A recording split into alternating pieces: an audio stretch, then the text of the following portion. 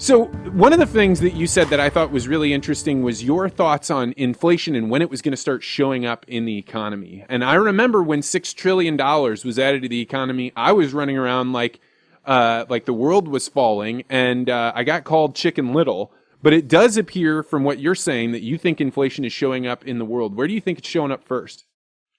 Well, the most obvious thing to me was lumber. I've only traded lumber a few times in my life, but a friend of mine pointed it out to me, and it felt really high because it was down at 250 and it went up to 500.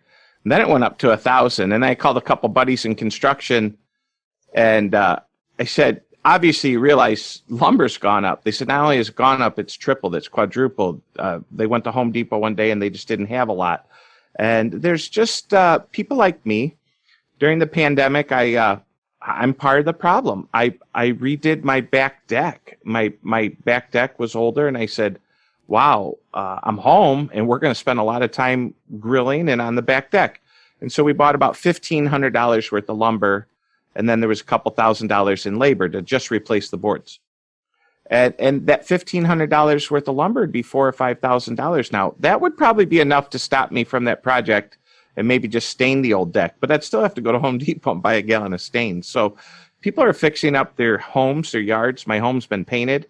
My deck's been back fixed. I've never had the yard look so good. I should have bought Scott's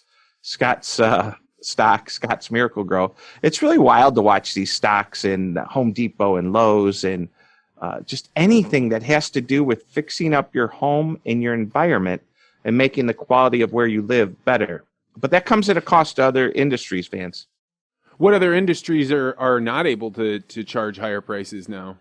I would say the airlines would really have a hard time price gouging right now. So I woke up early this morning, I was watching CNBC, and they had the head of the flight attendant union.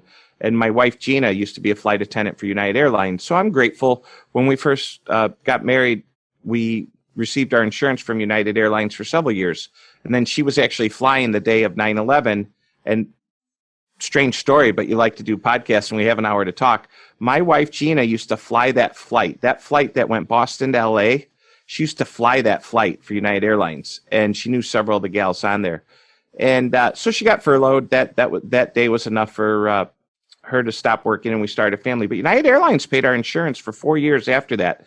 And I'm grateful, and I still fly them today, except for I'm not flying. So there's an industry that's not coming back. And what we thought or how we thought people's behavior would act during this pandemic, it's changing. My habits are changed, and I imagine others are also. So as a trader, thanks for checking out this podcast short. If you like this interview, make sure you hit the like and subscribe button and hit that bell so you always get notified about this podcast. And if you're really interested in conversations like this, you may want to consider joining the Articulate Ventures Network. To find out more, go to network.articulate.ventures.